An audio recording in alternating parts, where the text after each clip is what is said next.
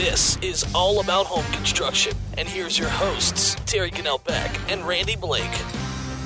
That's right. Good morning, Randy. Good morning, Terry. Everybody out there. That's right, man. Happy Saturday. Oh, I'm glad to see it coming. It's a good Saturday. Summertime. Did you get any rain at your house last night? A little bit. It was weird. It was like drizzly. It wasn't really actually raining. Oh. But then I went down the road and it was wet.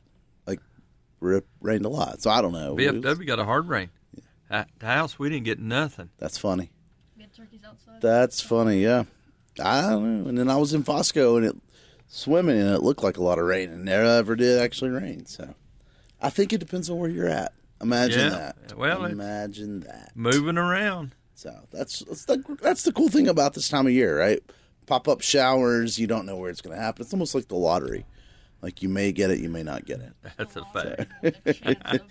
I tell you, things are so dry, we kind of need the rain. We need a good, all-day soaker, not one of these fast toad stranglers. Yeah. It's been one of these weird years again. You know, they got us under drought again. I saw that. And we were driving by the river, and I was looking at it. I was like, wow, it looks a little low. But anyway, what are you going to do about it, right? It's good for your hay. You can put up your I need the rain for second cutting to grow. That's fair. So, well, anyway, all about home construction here on WATA. Again, thanks to all of our listeners out there every Saturday morning on WATA. We really appreciate you guys. And then, of course, all of our listeners on the podcast, All About Home Construction. We invite everyone to go back and re-listen to this on the podcast or share it with friends. And all you got to do is type in All About Home Construction podcast anywhere. Google. You can find on YouTube. Even if you're not familiar with listening to podcasts, you can find it pretty easy. Just click a button and listen to us. Well, I do know if you do Alexa, you have to say All About Home Construction, Terry and Randy. There you go. Then it's just instantaneous. And she plays it for you. She's like, okay, I got you. Yep. It's awesome. So anyway, we do appreciate all of that. And appreciate last weekend, Chuck jumping on there at the end and talking to us about the bricks a little bit. And we'll get some more information out on that, too, again, if you missed that. And but that's pretty cool, the fundraiser at the VFW. They're building the wall there. So you can get a memorial brick. That was pretty cool stuff. So. Well, it is. And you know, it's not for totally combat veterans. It's for any veteran in Watauga County. That's awesome. So and that's why I try. People don't understand that there's probably 10 to 12,000 people behind one combat vet, and they're just as important as the combat vets. Because without them, the combat vets couldn't do what they want to do, or could not do what they had to do. Right. Well, that's awesome. So and but keep that in mind. A engraved brick is $50. Can't beat it. And they've been beating around. The memorial needs some restoration, and it's because of the concrete that's falling on top. So this will take care of covering the top of it. Nice. They can pressure wash it, clean it off. They've got an epoxy that is made to glue these brick down. Sweet. I have to give a good friend of mine credit because he drew the memorial out. And we'll be able to place the bricks on with a number so you know where your family is, so you don't have to look at them. Right. That's awesome. And I have to put a big shout out to Dana on that for drawing it out for us. That's pretty cool. Well, and again, we've got some more information on that. If you listen to the podcast, we got during the commercial break, you'll catch more information on that as well. So. Yeah, it's cool stuff. So, well, what's been happening with the world of construction with Randy?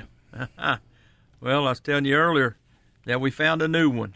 Yeah, this was cool. All right, everyone hold on. Listen to this one. Well,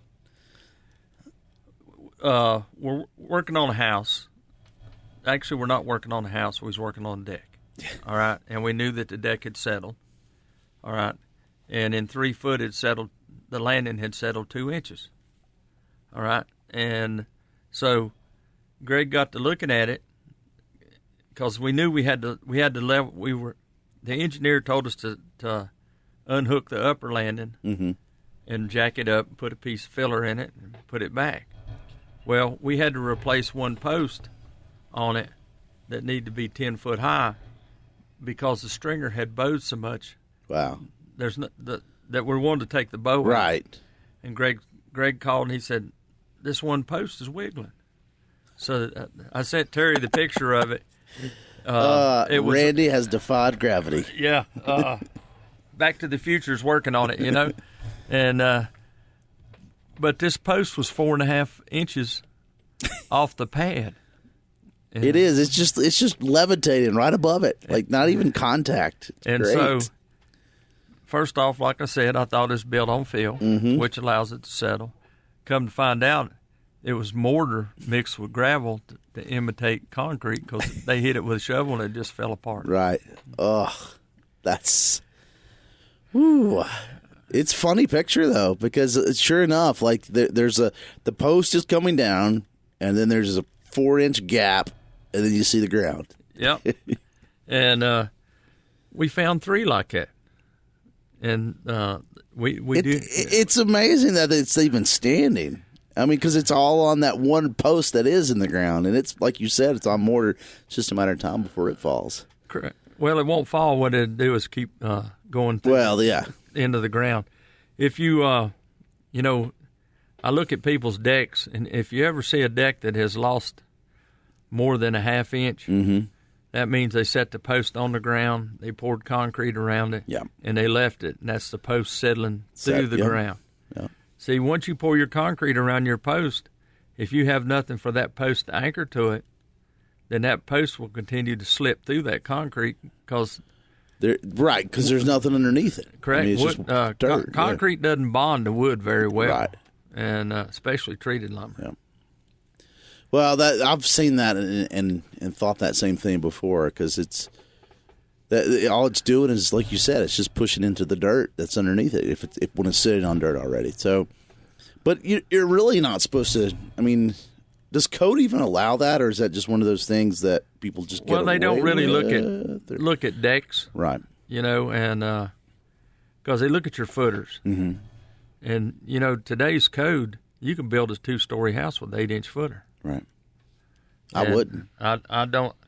You know, that's one question I had when the engineer said, "How many of you people still build footers 2 foot wide and 15, 16 inches deep?" We all raised our hand. And he said, "Now you're not required to. A footer can be 8 inches thick.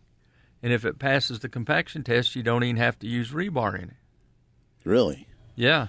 And Well, that's. I mean, 10 years ago, I guess we went down and built an addition on my daughter's father-in-law's house. And the inspector said, "You got rebar in there? You're not required. Our ground meets the compacting." I said, "Well," I told him the same thing I told that engineer last year. I said, "What happens if we go back down to a 3-foot frost line?" right. And, you know, you talk about concrete heaving. With no rebar, it will heave and bust. And what Crap, happens yep. then? Then you'd be calling our guest. Yeah. Right. Exactly. Yeah.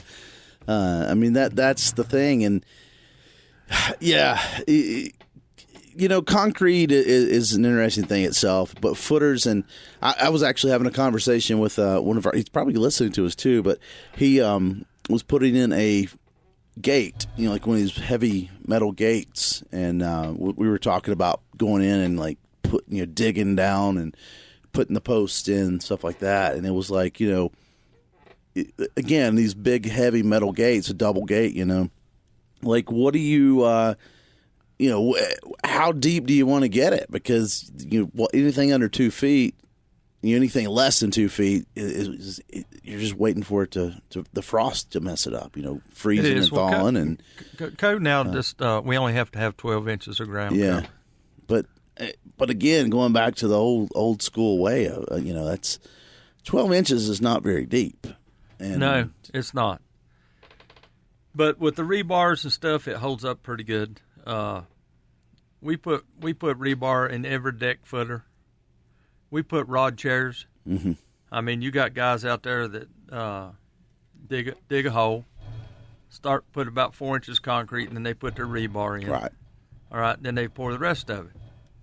Well, I guess that works, but what happens if that rebar's not tied together? It loses its structural. Right. It's pointless, right? Or to me, it is. Well, you going back to the footer with the just poured around the post. I've always tried to figure it out, like, especially the way pressure treated is today. What do you do when it rots out? I mean, you're gonna have to dig the whole thing back out. Well, you just cut it off. Yeah, but then you got a big hole still. No, you cut it off and then put the new pad on top of it. But is that really concrete? Doesn't, I mean, new concrete doesn't bond to old concrete that well. It's just sitting on top. What you'll have to do is you'll have to drill it. Yeah. And epoxy rebar in it. So now that even though that's a cold joint and it will never bond, it will never slip. Yeah. Then now that's going to get your post out of the ground. And that's where the post brackets are important, okay, because post brackets generally got an inch off the concrete, and that allows water to. But isn't it just easier to do it like that from the beginning? That's how we generally do it. That's what I'm saying. Is like, I don't understand like what it really saves when people put the post straight in the ground and concrete around it. I mean, it saves you 10 minutes of work. No, it's part of a bag of, not even a whole bag though, of concrete. Well, the other day, the post brackets that we used to get for $16 a piece were $56 a piece. Okay. And that didn't include your J-bolt. That's fair. That's fair. I guess the cost more than I expected, but still, it's just one of those things I never quite. And then another thing that really drove up the cost of brackets was when they took the arsenic out and increased the other chemicals in it. That now they have to have a G90 bracket to withstand the pressures of the rust from the treatment. Right. I didn't think about that because we talk so much about screws and stuff, but yeah, I mean, like any metal that comes into contact. Yeah, that's the reason all your screws are copper coated. Huh. There you go. That makes sense. So, I'll tell you what. Why don't we take our first break and then we'll get into our guest. Thanks for listening to us. The Boone VFW Post 7031 is looking at making improvements to their Veterans Memorial Wall, and you can help. Here's Chuck. We could do engraved bricks to cover the memorial. It's in honor of the veterans who have served and some that have given their all for our country. And that's the one thing that we feel as the VFW that we can do to honor those who have come before and those who are even present today. But Chuck, what do we have to do to participate? You don't have to be a war veteran in order to be a part of this memorial. It's just that you served. What is the cost? That fee is only $50, but it's a lifetime investment. If you would like to help participate by honoring a family member, a friend, or a loved one, you can contact the Boone VFW Post 7031 at 828-264-9570. They are on VFW Drive just off of State Farm Road here in Boone. Thank you for all that have served. That's right, all about home construction here on WATA. And again, thanks to all of our listeners out there, and happy Saturday. So, well, Randy, we before we get back into all about home construction, we like to talk a lot about the VFW and then some of the things they've got going on. We mentioned the pavers or the bricks rather earlier, but we also got a dinner coming up. Yes, we do, next Saturday night. That's right. Well, we got Dave on with us. Morning, buddy. How are you? I'm doing fine. Thank you for letting me speak. Always, man. Thanks a lot for taking a moment to just let us know about the breakfast, or sorry, not the breakfast, but the dinner that you guys got coming up. Yeah, this will be a traditional Italian dinner. I've been, I'm not a chef, but I like to have an interest in cooking, and I've taken an interest in traditional Italian. Growing up in Ethiopia, which was an Italian controlled place, I grew up around Italian food. So we're going to do a traditional Italian. We're going to have lasagna. We're going to do an Alfredo and salad, bread, and then pasta with a vegetarian sauce. Nice. I like a good pasta with a. I mean, I'll be getting stuff from Italy all week, so. Yeah. We're using only the best ingredients. I've insisted that Randy help me get DOP certified Italian tomatoes. real Parmigiano Reggiano. So we're using the best ingredients to make the best food we can. That's pretty cool. Well, we talk a lot because I give Randy a hard time because he sits across from me. We talk about his steak dinners a lot. But I like the idea of changing it up a little bit. And, if you live in the area, there's just not a lot of really good Italian restaurants anyway. And so it's kind of cool to get something a little bit different, but that's still, comfort food for a lot of people. Oh, yeah, I agree. And, at $20 a plate, it's kind of a bargain to have a full meal. And like I said, using really great ingredients. That's awesome. So, a lot of times, again, the VFWs, like we've had some of the bigger steak dinners where we've had to call ahead, we've had to get tickets and things like this. But is this one of those types of meals? No, this will just be a regular meal like our dinners. First come, first serve, and hopefully I sell out. That's awesome. That's awesome. We'll tell everyone again it's next Saturday, right? That is correct. Saturday the 20th, and it will be from help me, Randy. 4 to 7. 4 to 7, yes. Nice. Then you got karaoke after that too? No, I have karaoke this weekend, so I'm not. I will be completely dedicated to the dinner next weekend. That's awesome. So wait. You got karaoke tonight is what you're trying to tell me. Yeah. So we could go sing tonight. Yep. And then eat an Italian and then eat next weekend. That is correct. I kind of like that. And then we just had the breakfast this previous weekend. So look at that. 3 weekends in a row. We stay busy. Yeah, we do. And the Scots will be doing all the cooking this time. Are you going to wear a kilt? I probably will wear my kilt. I'm just curious. An Italian kilt? That's well, you got to keep with the theme. I get it. Well, that's who they are. That's awesome. So, but yes, that I'm proud of. I've eat some of the test, and I got to say it's very good. That's cool. Well, when we come up to order, I guess we just get a choice at the door? That's correct. Nice. You just pick what you want. Like I said, I'm going to have just a pasta with vegetarian tomato sauce. And then we'll have lasagna, and we'll have shrimp or chicken Alfredo. Ooh, I love a good chicken Alfredo. So, well, we got it. We'll have it. Well, thanks, man. I really appreciate it. We'll come out. We'll come see Dave in his kilt cooking some Italian food next Saturday. That's the 20th. Started at 4 o'clock. So get on over to the VFW, right? I've even heard them singing Italian songs back there in the kitchen. No, wait. So that's true. So we won't have the rock and roll kitchen going on. We'll have the Italian. Opera? Are you going to be singing some nice like opera songs for us? I certainly don't do opera. Oh, got you. So, I love it. So, either way, it's gonna be a fun kitchen, right? Yes, it is. So, well, Dave, we really appreciate it, and I'm going to challenge all the listeners to make sure that you sell out. So, get on over there next week and try it out, man. It's gonna be good, and like you said, we appreciate everybody. It's awesome, out. Yeah. Again, I love that you're changing things up a little bit. It's just giving a little variety, getting something though again that you don't always get, and so it's pretty sweet. Well, that's what we're trying to do. For golly, how many years did we do just steak dinners every month?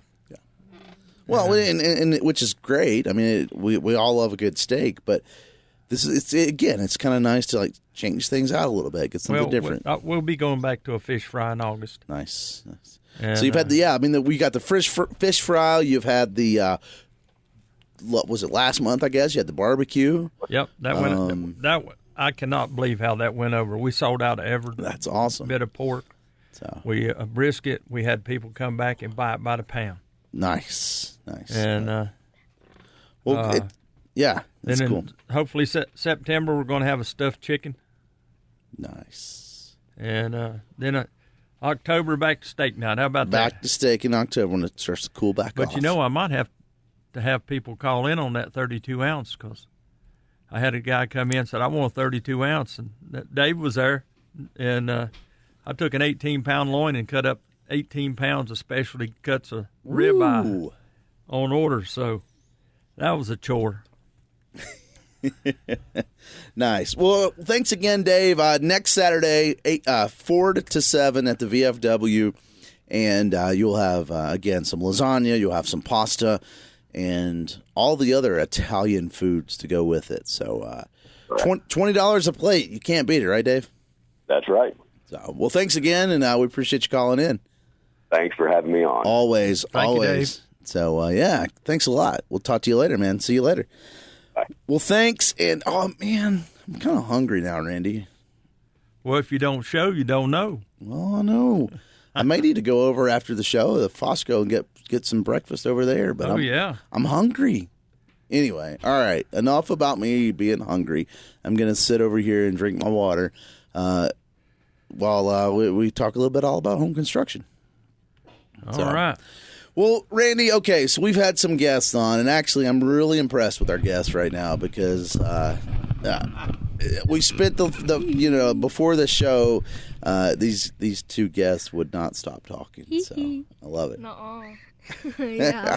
Who we got, Randy? Oh, now, we've had Tar Heel Basements on, and then Back away from the mic. both my sons work for Tar Heel Basement. They own their own company out in Oklahoma, have for the last 5 years. But I do have maybe one of the future Tar Heel Basement employees here, and then I got one of the Oklahoma future employees here. Nice. And they're both the same age. How about that? Crazy. I'm older. I'm taller. Nuh-uh. Oh, here we go. About like a bunch of herded chickens, aren't they? Don't worry, I beat him every fight. I love it. All right, so who we got? We got Franklin. Yep. And we Hi, got- Mom. Hi, Dad. And got Evan. And we got Evan. What's going on, Evan? Well, yes, war crimes. Nice. You So, Committed very Do what now? so, Slow down. so Evan's the Troy's little brother. That's right. We've had How many Troy times on. we had Troy? We've had Troy on a lot of I'm times. the middle child of the family. You're the middle, huh? What, the dog is the youngest child? No, I'm the middle child of the entire Blake family. I'm I right in the mean- middle of all the cousins. Yeah, well, yeah, Franklin is too. No, That's true. he's younger than me, and then it's Isaac. So it's Like Troy, 5, Shelby, 6 me, months. Franklin, Isaac. 5 of you. And we've had Shelby on the Mm-hmm. radio. The only girl other than me, Mom. What about your mom? I don't care. What about my mom? Love Hey guys, it. we're here to talk about your daddy's business. All right, so let's talk. So you guys obviously come through the basement construction industry. Basement dwellers. Yeah. I'm just a dweller. All right. So what? Tell me about basements. What do you know? They're creepy and stuff, and The fog is you coming. don't make friends down there. You make enemies. You make enemies. Yeah. All right. Well, Yeah. That's a new one on me. that wraps up the show. Yep. There we go. Okay. That's all I Bye. need to know. No, basements are cool though. Get it? Did you get my joke there? Well, they've changed over Oh. the years. Living in Oklahoma, it's a lifestyle with all the storms. That's true, right? So you've seen, haven't you? You've seen a little bit of both. I mean, you know what mountain life is like here in North Carolina, and then now you're experiencing basements and just living in Oklahoma, and the climate's a lot different there, right? Yeah, it's definitely very fast changing because sometimes you have the hottest summers and sometimes the coldest winters. It's fair. That's fair. Well, they do have tornado parties. Well, that's what I was going. That was going to be my next question. Was like when you think about basements in Oklahoma, it's more of a oh no, here comes a tornado. Let's get down in the crawl space. Let's get down in the Basements basement. are usually like a last resort. In Kansas, all the basements are just decked out because they have way more tornadoes than Oklahoma, yet Oklahoma has the stronger ones, so Oklahoma's basements are built better. But the houses are built worse because it knocks them down. Yeah. No, I mean, Oklahoma has more EF4s and EF5s, so those things just actually tear off the house from the foundation. I know a lot about tornadoes. Nice. I don't. All right. So, what would you say? So, as someone who's from Oklahoma, would you say that like a basement is that the same? We think of like a tornado like a little bunker, right? We go down in, crawl in, and get out for the tornado. Do you do anything different to basements to make them safe for tornadoes? Usually, there's a difference between basements and tornado shelters. Usually, tornado shelters are built in the garage and they're made out of metal, but usually basements are just built inside of the foundation and it's surrounded by concrete. Okay. And tornado shelters are always secured to the ground. Basements are built into the ground. Into the ground, right. Well, I've seen some of those tornado shelters, like you said, in the garage, and they're like these big, thick, like metal cages, basically. Yeah. Metal box with a door. Yep. And the ones that I've seen have this really cool, like, vent system so you can get fresh air. And they're usually, like, through the wall, but in a way that, like, if the wall collapsed, they're still there. Yeah. It's pretty cool. So, well, do you your tornado shelters that you've messed with? I guess most of them are the metal type or the concrete. Definitely metal and concrete. Metal is probably the most used tornado shelter because metal is just a very strong material and concrete cracks. So metal is probably better over time, even if it rusts, because it'd still be strong and be secure inside the ground. That's fair. Yeah. So. Well, how many times do you have to run in there in a year? Oh, we've only gone there once. Oh, good. We've only gone there once, and that was only last year, and that was because there was one all the way south in Oklahoma County. We live in Edmond, so we don't get any tornadoes. We haven't gotten a tornado for actually double my lifespan. Nice. Now, for those that don't know, what part of the state is that? It is right in the middle. It's above Oklahoma City, so we're still counted as metropolitan. Nice. That's good to know. So Big words. well, cool. Big words. Big words. Franklin, what's your input? Franklin, what's your input on tornadoes? I think they're really cool, and all the animation or movies, Twisters, they're coming out with another one. All the cow from the original Twister. Yeah.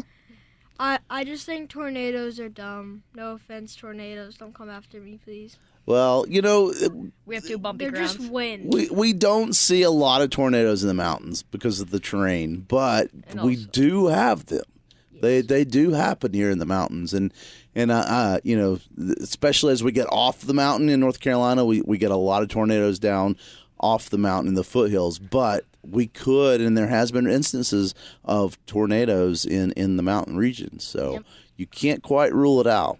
Ever heard of the Rocky Mountains? Those are the entire reason why Tornado Alley and Dixie Alley exist. Well, because the wind from that comes down with the usual jet stream dip, and then the airway coming from the Gulf of Mexico merges, and that's why Kansas, Oklahoma, and Texas are the most hit tornado states. Nice. Yay. Whenever I'm protected, I think they're dumb, but whenever I'm out in the open, I'm just scared as heck. Oh, don't. And whenever if I ever go to the Grand Canyon or anything, because Uncle Adam and Shelby went to it. Yeah, they're going to go to Moab next year. I want to go see Dust Devil really bad. Oh, there was a dust devil that appeared in our school playground over in 3rd grade. It was crazy, because as soon as it formed, everybody just started chasing it for some reason. I can say I'm guilty. I started it. I started running towards it. It was really funny. Well, cool. That's cool. Well, all right, so you mentioned some science stuff there. You're talking a little bit about the jet stream. And so, when you get those air pressures, right? Yep. You get the air, the cooler air from the mountains, the warmer air from the Gulf. Yep. Yeah. It just kind of mixes. Get some crazy tornado weather. Yep. So, nice. Whenever we get a hurricane here, I know that's different from a tornado. Technically, it's just kind of a big tornado, but without it touching the ground. Yeah. If y'all don't live in the mountains and you're listening to this, in the mountains, it, cuts it off, so it's just rain. So I've never actually experienced a tornado or a hurricane before. Well, yeah, right. Again, when you have living on the East Coast here, when you get that tornado, that hurricane that comes up, and sometimes we get them off the coast, right, in North Carolina. When I was about your age, in the 80s, we had a hurricane, Hugo, that came through, and it kind of made landfall, and it was still a hurricane as it came up into this part of the mountains. But there's not really been one that was that strong since then. But we've had several especially when the Category 5s hit and come inland, or they come up from Florida, right? They come up from the Gulf, and sometimes they'll kind of follow that mountain range, and they get right here in the North Carolina mountains, and they kind of stall out. And so even though they're not tornado strength, we get a lot of wind still. But more importantly, I think more damaging, we get a lot of rain. And so we've had quite a few that started out as hurricanes. Now you got me on them. Tornadoes. That started out as hurricanes that get up here in the mountains, and now they're they may be decreased to like technically tropical storms and stuff, but there's still just lots and lots of rain and some wind definitely, but the rain I think causes more damage than the wind. The dry soil here. That's what I've heard. Well, and so guys being in the basement industry, right? Like one of the big deals about basements are leaks. Basements have water into them, so yeah, you got to worry about that. So, have you guys you got any experience with drying out any basements? No, not yet. I don't have a basement. We usually just work on my parents' company, Vesta Foundation Solutions, mostly just works on foundation repairs. It's on garages once or twice. That would make sense because I guess the way things are built in Oklahoma, they're not as popular. Basements are not as popular as storm shelters. Yeah, well, but we've talked a lot about like the different types of building and houses, and a lot of those houses and tornadoes are in Oklahoma. You got me all about tornadoes, man. A lot of the houses in Oklahoma are built on slabs, right? So you don't have slabs. You don't have an actual basement. You just got the foundation. Whereas here in the mountains, we've got a lot of houses that just have foundations, but there's also a big part, if not over, half the buildings. Our houses rather have, the foundation, the basement. It's sitting on the basement. Yeah, we have one. We have one spanning across like the entire half of the house, except for the one of the newly built parts. It's our basement. Remember that? It's his office. It's inside. It's where his office is. It's the big basement we have. Yep. Nice. Oh, cool. Are you eating ice? Yeah. What's that got to do with construction? Construction, ice and construction. Can we tie that one in? Okay, yes. Construction. Okay. Franklin, your parents do construction. Wait, what? Wait, I just. How can we tie ice into construction? So like hailstorms, and you can prevent that with buildings. And then after you can eat all the ice from the gutter. Nice. Yeah. Nice. Yeehaw. But first you just have to clean it off, and once you clean it off, there's barely any left. Love it. We'll take a break. We'll come right back. All right, see ya. This. Are you ready to level up your home construction game? Obviously, you've subscribed to All About Home Construction. Now we would like to ask you for some support. You can be like Dave, Bill, and Skipper and help support All About Home Construction. The links are in the show notes. What's up, brothers? All About Home Construction here. Thanks for listening to us. Tuesday. Franklin and Evan in here with us this morning. So, Randy's proteges. You guys, did you just have a question? Does Randy teach you guys how to work around the farm? I don't really work he has that much anymore. He busted his knee or something. The I don't know. cows are now just kind of chilling.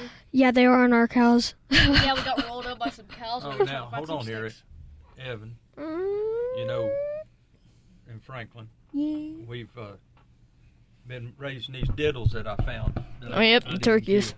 I like that. We're raising turkeys right now, and they're living inside the basement. Sadly, 3. Wait, no, 4. No, 3. No, it's 3. Yeah, we found one. They always get out, so he's currently inside of a laundry basket. Yeah.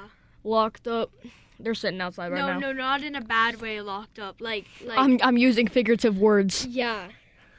But don't just use standard English. Matter of fact, they're getting ready to go to a farm next week. They're about to go to another farm. And hopefully, the farm in the sky. They have a hen there that has diddles too. Yep. And hopefully we can get these diddles intermingled. Oh, yeah, fun fact. At least they'll have called diddles. For some odd reason, I can't get Evan to teach them how to grit. He explained that to me like 20 times, but I still have no idea what grit means. But it's pretty wild because like the other day, we was getting ready to feed them. We've had them in a box, and one of them flew straight up. It flew about 3 foot in the air. Yeah, I learned how to fly now. I've raised lots of chickens, lots of birds. Never had luck with turkeys. There was something about the turkeys I just never could. There's definitely never had much luck with them. They're very challenging than other birds because we have wild turkeys, so they're not like Tamed. they're not tamed. So they've always wanted to go outside, run around. I got too attached to Ed and Fred. Yeah, so we had these 2 turkeys, Ed and Fred, which had 2 issues with their legs. We're pretty much, instead of having them straight down, they had them like spread out to their sides, so they couldn't walk. Fred was the first one to go because he couldn't walk and he drowned inside of a pool of water, the water bowl. And then Ed was the surviving one. I think he lasted about 2 more days, and then when we came back from the VFW, we just saw him like laying lifeless inside of his box. We moved him to another box so he didn't get drowned. He was tweeting, so I checked on him. I wrapped him up I wrapped his legs up so he would sleep with them straight. Yeah, we had string to keep him straight. He was doing the best out of any of them. He was actually kind of wobbling around. Nice. Yeah, nice. He was doing pretty good because he tied some rope on his legs and stuff. Then once he died, we saw this. Papa showed me this. I don't know, YouTube, TikTok video. I don't know, Facebook. I think. Facebook. I don't know. It was. I don't think he's on TikTok. I know. He's a little too old. Randy, don't do TikTok. See, fun fact: he knows a lot about dinosaurs because he lived when they existed. That's how old he is. Wow. He's so old and wise. He has a lot of wisdom. He has a lot of wisdom with him. All right. Well, I tell you what. Okay, so let's get back to construction for just a moment. All right. You ready, Franklin? Yeah. So, Franklin, you live here. Yep. You go to Valley Crucis School. Yeah. Right. Like your mom even does some stuff there with the PTO, right? Yeah. So, what do you think about the new school building? Have you driven by it? Yes, many times. Whenever I'm going to my friend's Liam's house, whenever we come back from it, I always see it. I always think they're not gonna finish that because of winter, but they've been making progress, so I think they are.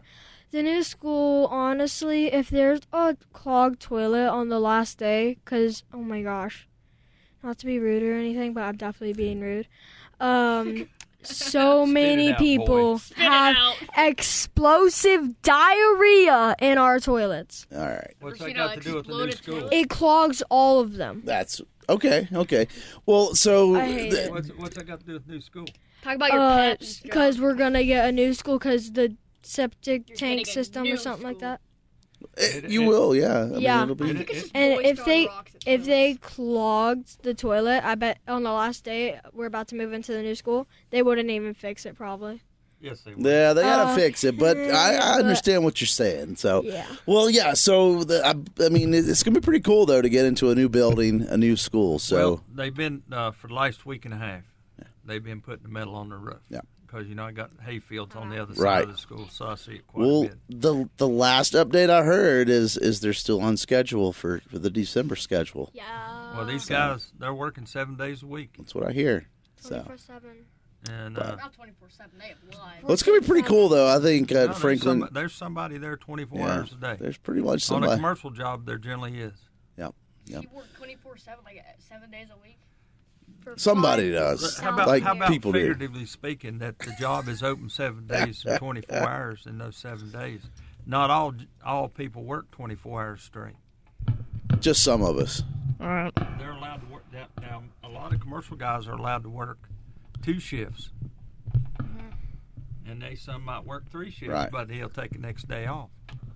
So, well, cool. Well, Franklin, I was just curious to hear someone that's going into that building. It's going to be pretty excited for you. Yeah, I feel bad for the 8th graders. I was friends with all of them, and now they're going off to high school. And now, but guess what? I did the math. Actually, they did the math, but I still did math. And He did math. Don't yeah, worry. I did math. Don't worry. He did math at school. Yeah, I passed my math EOG yet. And I did the math. Whenever they're seniors, I will be a freshman. Oh, so So I'll that get puts to you meet 'em. in going into 5th grade. I'm going into 6th. Going into 6th grade. We're both going Yes. into 6th grade. But Both of you going into 6th grade. He's Yeah. technically still at elementary schools. Okay. Yeah, we have the same school. I don't. Nice. All right. All right, well, let's take another break, and we'll come right back. Thanks for listening. Yeah. Are you looking for a sawmill dealership that can provide you with the quality equipment you need to get the job done? Look no further than Blue Ridge Sawmills. We offer the full line of Hudson sawmills and sawmilling equipment, from portable sawmills to skidding winches.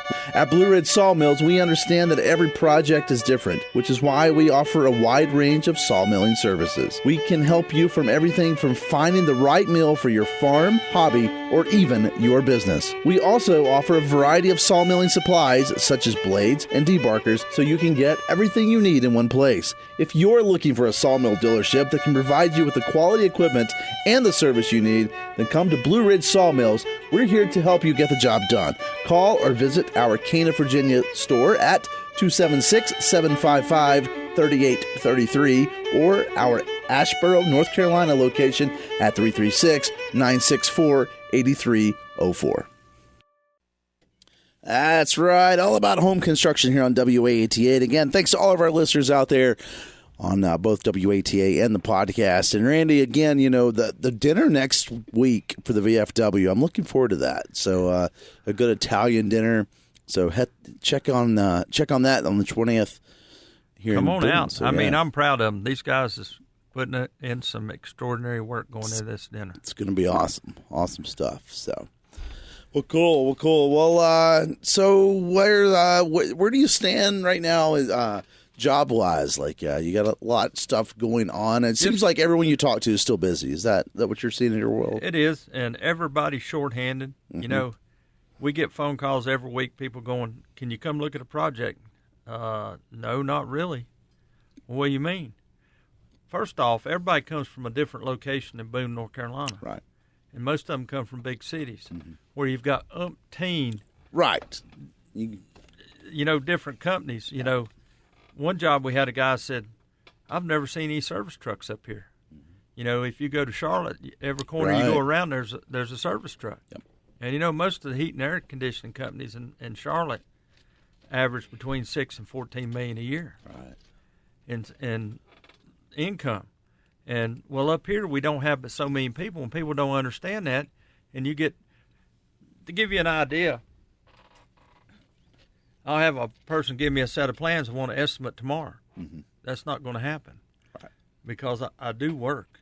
Well, that's it, right? You don't have a crew that sits at a desk and does just estimates or just makes calls or just does, you know, the office work. Like, just being a small business guy, you're doing it all, and including swinging the hammer, you know. And, well, I don't swing a hammer as much as I used to, but I'm the guy that has to go to the job and look at it, inspections and things like that, and lay it out. And, you know, there's hours in every job. Mm-hmm. All right? And that's not a billable cost. Right. And then you still have people go, wow, that's outrageous. And like I said earlier, that $16 post bracket now is $56. Yeah. So it doesn't get any easier. But one thing I wanted to mention, being that we had Evan on here, a cost that we don't have, and it came up on the computer, Oklahoma storm shelters made out of concrete. $5,700. $5,600. I told you to click it because I thought your computer was touchscreen. And but so there's a lot of costs with a lot of people in different parts of the country that we don't have here. Right. But everything affects us, and you know, I didn't check on the cost of plywood this week because of California. Right. And New Mexico burning all down. that, and then the hurricane season starting to wrap up, or starting to ramp up rather, and yeah. Well, it's going to be an interesting year Definitely. with the storms and stuff. Definitely. Well, fun stuff. Again, thanks to all of our listeners out there. We do ask that you kind of share these with friends. We appreciate it. We're trying to keep growing the podcast side of things, and of course the local side of things too. So thanks a lot, Randy. Yes, we do. Guess we'll see you next time around. All right. Bye. Amen. Take it easy. See you later. Bye, brothers. See ya.